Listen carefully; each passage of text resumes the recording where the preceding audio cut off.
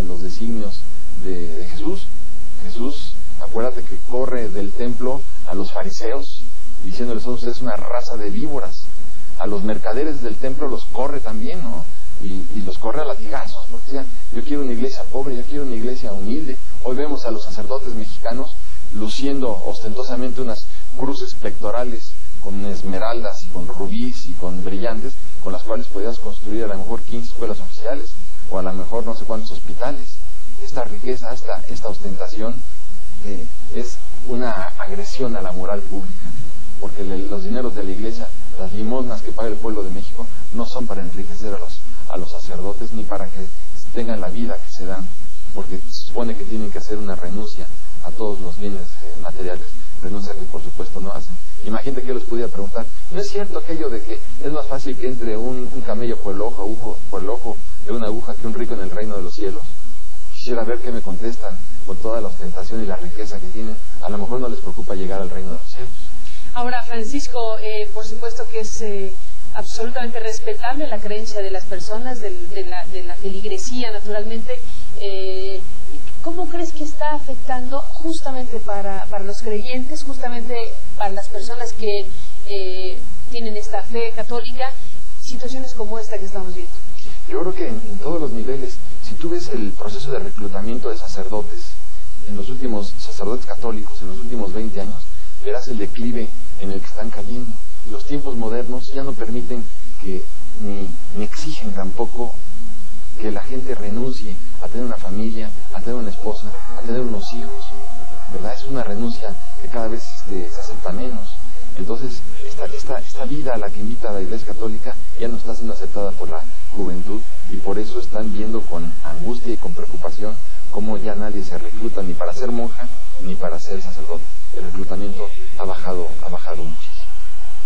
Ahora, en términos de las perspectivas de la Iglesia, hemos visto en el caso mexicano algunas declaraciones que nos hablan de cómo se pretende ensanchar, digamos, el espacio de la Iglesia, no a partir de esta situación que tú mencionas, sino a partir de derechos perdidos, digamos así, entre comillas, a lo largo de la historia. Hoy empezamos a oír en estas últimas semanas en particular también el reclamo de los derechos políticos de los sacerdotes. Escuchamos con mucho interés las declaraciones del nuevo representante del Vaticano en México, que habló justamente de los derechos políticos y de lo que en México no ocurre y en otros países sí ocurre sobre este tema. El tema de la educación religiosa en escuelas públicas, por ejemplo, también otra de las cuestiones que se han oído en estos días. El tema del acceso y propiedad en medios de comunicación. Paralelo a lo que está haciendo esta situación inédita, también estamos escuchando un discurso más firme, digamos, más fuerte en este tono. ¿Qué piensas de ello? Mira, de la coincidencia en tiempo y de los temas que estamos abordando. Benito Juárez decía: la reacción nunca duerme, la reacción nunca descansa. Si tú ves que ya Salinas les dio acceso y se modificaron la Constitución en diferentes artículos, tú puedes decir: ya están tranquilos. No están tranquilos. El clero nunca va a estar tranquilo. El clero ahora quiere modificar el artículo 24 de la Constitución, después querrá modificar el artículo 3 de la Constitución. ¿Precisamente para qué? Para que la educación que imparte el Estado ya no sea laica, sino que la educación que imparte el Estado pueda ser también católica. Y ahí es precisamente donde inicia todo el ciclo económico de la Iglesia Católica, como bien lo señaló Melchor Ocampo en su momento. Si tú permites que la educación que imparta el Estado sea católica, lo que estás logrando precisamente es detonar todo un ciclo económico de la Iglesia. Ahí comienza, porque los muchachos que salgan egresados de las escuelas católicas se van a casar por la Iglesia, van a bautizar a sus hijos, van a confirmar a sus hijos, van a llevarlos a la primera comunión, harán las fiestas de los 15 años y luego sus hijos se casarán también por la Iglesia. Y entonces y también pues vendrán todo un proceso que son de acumulación de ingresos gracias a que son católicos. Irán y pagarán las limosnas, pagarán las mandas, pagarán las fiestas de guardar católicas. Entonces, claro que este es un negocio abierto, como lo denuncian nuestros grandes hombres de la Reforma, y es un negocio que tenemos que detener, porque en realidad si Juárez, por ejemplo, en 1856 les quita el fuero jurídico a los sacerdotes y dicen: a partir de hoy todos somos iguales ante la ley, Y esto no acontece hoy en el orden tributario, porque todos somos iguales ante la ley, salvo la Iglesia. La Iglesia no paga impuestos. Y aquel que dijera, vamos a acabar con el fuero tributario de la Iglesia Católica en México, bueno, pues nos enfrentaríamos a otra guerra de reforma o a otra rebelión cristera como la de la época de Plutarco Elías Calles. Entonces, la Iglesia nunca se va a detener, siempre va a pedir más, siempre va a querer dominar, siempre va a querer anular todo el esfuerzo que ha hecho nuestro país por sacudirse a esta Iglesia que ha sido, sin duda alguna, Carmen, la peor enemiga que ha tenido México en su historia, es la Iglesia Católica Mexicana. ¿En esos términos tan rudos? Tan rudos. La Iglesia Católica. Déjame hacer una pausa y regresamos. En esto has escrito un libro que se llama México ante Dios, que aborda, bueno, como decíamos, capítulos muy particulares, muy especiales, cruciales de la historia mexicana. Después de la pausa seguimos en esta conversación.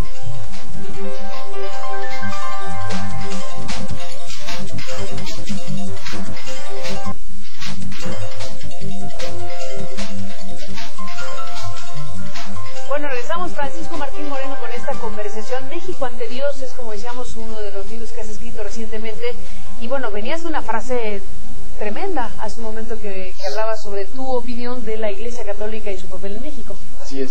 Mira, te diría así a grandes pasos. Yo te decía que es la gran enemiga o la peor enemiga que ha tenido México en su historia ha sido la Iglesia Católica. Porque si comenzamos a grandes pasos, vemos cómo durante toda la época, digamos, de la Inquisición y de la colonia en México, durante esos 300 años, la encargada de la educación era la Iglesia Católica. En 1821, cuando se da la independencia de México, 98% de los mexicanos no saben leer ni escribir. Este fue el primer gran resultado catastrófico de la Iglesia Católica, porque siendo la encargada de educar, no educó más que a las élites, a la gente adinerada, a los militares o a los políticos, pero a la masa del pueblo no la educó. 98%. Tampoco permitió que se abrieran las puertas de la migración para, como se hizo en Estados Unidos, quien quisiera llegar a los Estados Unidos pudiera llegar a trabajar con sus familias y a construir un nuevo país, tuviera la religión que tuviera en Estados Unidos. Aquí en México se dijo, solamente pueden migrar a México las personas que sean católicas. Quien no sea católico no puede migrar. Entonces se cerraron también las puertas de inmigración. Después la Iglesia Católica se opone en 1810 a la independencia de México. Tan se opone que vemos cómo el sacrificio del padre Hidalgo, cómo le quitan la piel de las manos por haber tenido indebidamente los sacramentos en su poder, le quitan la piel de las manos, después lo fusilan y después lo decapitan y después cuelgan su cabeza en la alhóndiga de Granaditas. Durante 11 años queda colgada la cabeza de Hidalgo ahí. Entonces se oponen a la independencia, ellos se oponen a la independencia. Después, a grandes pasos, en 1836 derogan la Constitución de 1824. En 1836 derogan una Constitución y derrocan al gobierno de Valentín Gómez Farías. En 1858 derogan la Constitución de 1857 y convocan a la guerra de reforma, una guerra que dura 3 años. Me brinco un capítulo muy importante. En 1846 viene la guerra en contra de los Estados Unidos y la Iglesia Católica llega a un acuerdo con el ejército norteamericano, un acuerdo que decía, más o menos así: el ejército de los Estados Unidos se compromete a respetar el patrimonio y el culto católico, siempre y cuando la Iglesia Católica se comprometa a convencer a los feligreses mexicanos de que atentar en contra de la vida de un soldado norteamericano equivale a la comisión de un pecado mortal que tendrá como consecuencia la excomunión y pasar la eternidad en el infierno. Y por eso Puebla se rinde sin disparar un solo tiro, y muchas otras ciudades en donde estaban apercibidos los católicos y se atentaban en contra de la vida de un invasor, en ese preciso momento les caía una excomunión a ellos y a toda su familia. Y vemos